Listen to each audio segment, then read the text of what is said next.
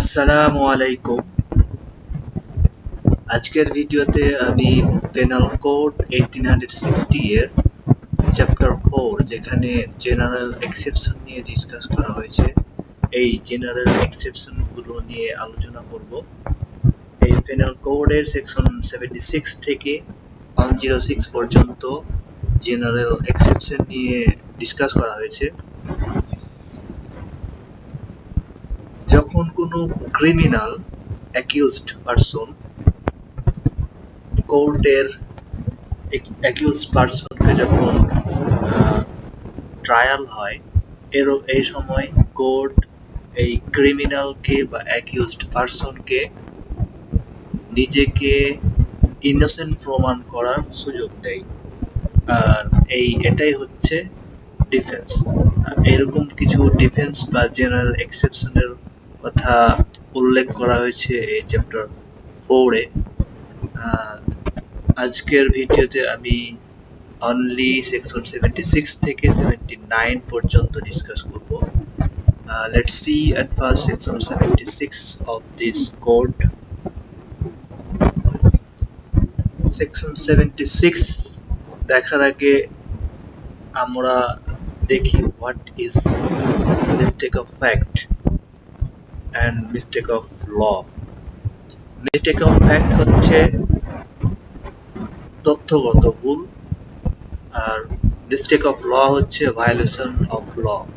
Mistake of fact can be excusable, but mistake of law is not excusable. Okay, আইন না জানা কোনো excuse না, তবে মিস্টেক অফ ফ্যাক্ট এটা এক্সকিউজ হতে পারে। মিস্টেক অফ ফ্যাক্ট বোঝার জন্য একটা এক্সাম্পল দেওয়া যায়।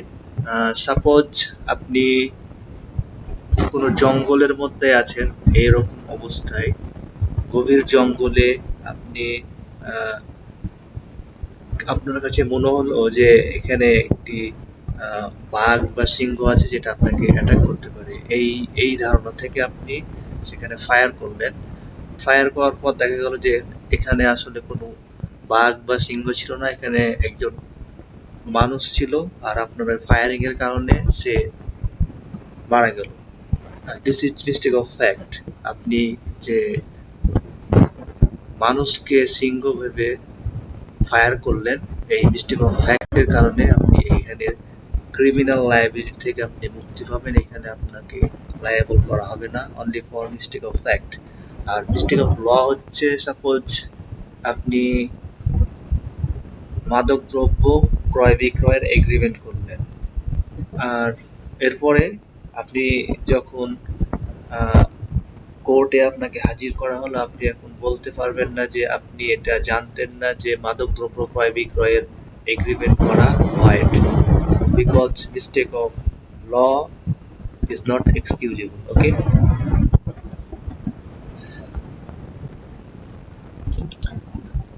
now let's see section 76.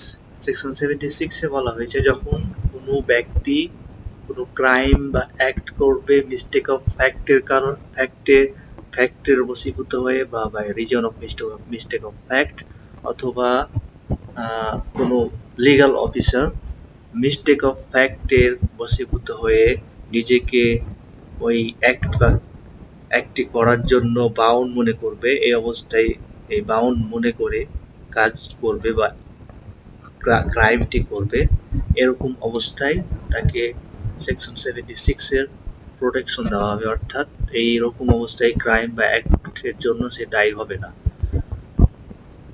আর কোনো ইনফেরিয়র অফিসার বা সোলজার যখন তার সুপিরিয়র অফিসারের লফুল অর্ডার ফলো করে কোনো অ্যাক্ট করবে, এই অ্যাক্টের জন্য তাকে লায়াবল করা যাবে না। ওকে, এখানে ইলাস্ট্রেশনে বলা হয়েছে যে সাপোজ একজন সোলজার, সে তার সুপিরিয়র অফিসারের অর্ডারে কোনো জনসমাবেশে ফায়ার করলো, আর এই সুপিরিয়র অফিসারের অর্ডার মানতে সে লিগালি বাউন্ড ছিল।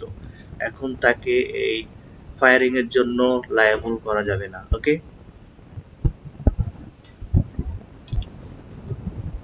তারপরে যখন কেউ মিস্টেক অফ ফ্যাক্টের by reason of mistake of fact যখন নিজেকে কোনো অ্যাক্ট করতে লিগালি বাউন্ড করবে, এরকম অবস্থায় তাকে লায়াবল করা যাবে না। সাপোজ কোনো একজন অফিসারকে কোর্ট এক্স কে অ্যারেস্ট করার জন্য পাঠালো। এখন এই অফিসার যথেষ্ট ইনকোয়ারি করার পর ওয়াই কে এক্স ভেবে অ্যারেস্ট করলো।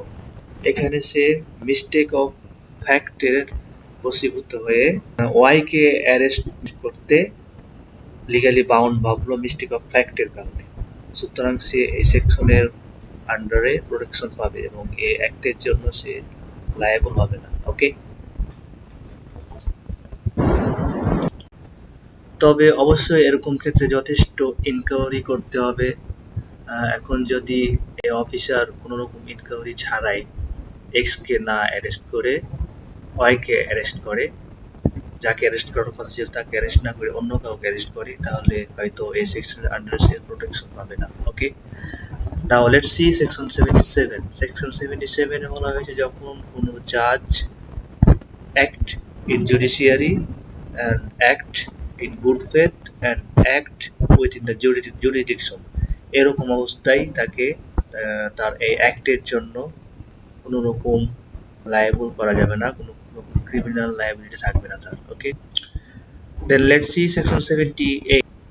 সেকশন 77 এ জাজকে তার জুরিসডিকশনে যখন সে অ্যাক্ট করবে, কাজ করবে জুডিশিয়ারি এবং গুড ফেথে যখন কাজ করবে, তখন তাকে ক্রিমিনাল লায়াবিলিটি থেকে মুক্তি দেওয়া হয়েছে। আর সেকশন 78 এ যখন এই কোর্ট দ্বারা অথরাইজ কোনো পার্সন কাজ করবে এই কোর্টের অর্ডার অনুযায়ী, এরকম অবস্থায় তাকে ক্রিমিনাল রেসপন্সিবিলিটি, ক্রিমিনাল লায়াবিলিটি থেকে মুক্তি দেওয়া হয়েছে।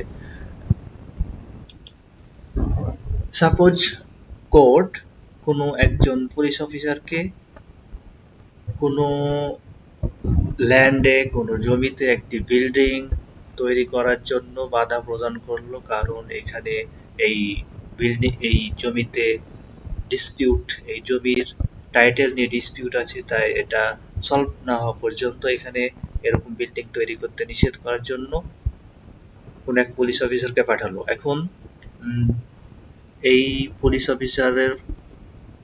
অফিসার যখন বাধা প্রদান করবে, এর জন্য তাকে ক্রিমিনালি লায়াবল করা যাবে না, যদিও কোর্টের কোনো এরকম জুরিডিকশন না থাকে। অর্থাৎ এখানে যে কোর্টের জুরিডিকশন ছিল, এই কোর্ট যদি এরকম অর্ডার না দিয়ে থাকে অফিসারকে, অন্য কোর্ট দিয়ে থাকে, তাহলে হয়তো কোর্টকে প্রশ্নবিদ্ধ করা যেতে পারে, কোর্টের জুরিডিকশনকে প্রশ্নবিদ্ধ করা যেতে পারে, কিন্তু এই অফিসারকে লায়াবল করা যাবে না।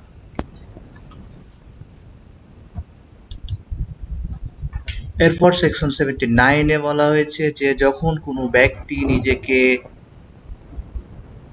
জাস্টিফাইড বাই ল মনে করে অথবা মিস্টেক অফ ফ্যাক্টের কারণে নিজেকে জাস্টিফাইড বাই ল মনে করে কোনো অ্যাক্ট করবে, কোনো অফেন্স করবে, এরকম অফেন্সের জন্য তাকে লায়াবল করা যাবে না, তবে তাকে অবশ্যই গুড ফেথে কাজ করতে হবে। ওকে, সেকশন 76 এ যখন কেউ নিজেকে মিস্টেক অফ ফ্যাক্টের কারণে বাউন্ড বাই ল মনে করে কোনো অ্যাক্ট করবে, এরকম ব্যক্তির ডিফেন্সের কথা উল্লেখ রয়েছে। আর সেকশন 79 এ যখন কেউ মিস্টেক অফ ফ্যাক্টের কারণে নিজেকে জাস্টিফাইড বাই ল মনে করে কোনো অ্যাক্ট বা ক্রাইম করবে, এরকম ব্যক্তির ডিফেন্সের কথা উল্লেখ রয়েছে। এক্সাম্পল দিলে ক্লিয়ার হওয়া যায়। সাপোজ এখানে ইলাস্ট্রেশনে যে এক্সাম্পলটি দেওয়া আছে, এটা দেখলেই ক্লিয়ার হওয়া যাবে। এ দেখলো যে জেড মার্ডার করতে যাচ্ছে, এরকম অবস্থায় এ জেড কে আটক করলো। এখানে এ কোনো লিগ্যাল অফিসার ছিল না, সুতরাং সে লিগালি বাউন্ড ছিল না বা বাউন্ড বাই ল ছিল না, সে জাস্টিফাইড বাই ল ছিল কোনো তার এই জেড এর করা ঠেকানো। আসলে জেড মার্ডার করছিল না, সে তার সেলফ ডিফেন্স এক্সারসাইজ করছিল। এরকম অবস্থায় সে মিস্টেক অফ ফ্যাক্টের কারণে সে ভাবলো সে হয়তো মার্ডার করছে।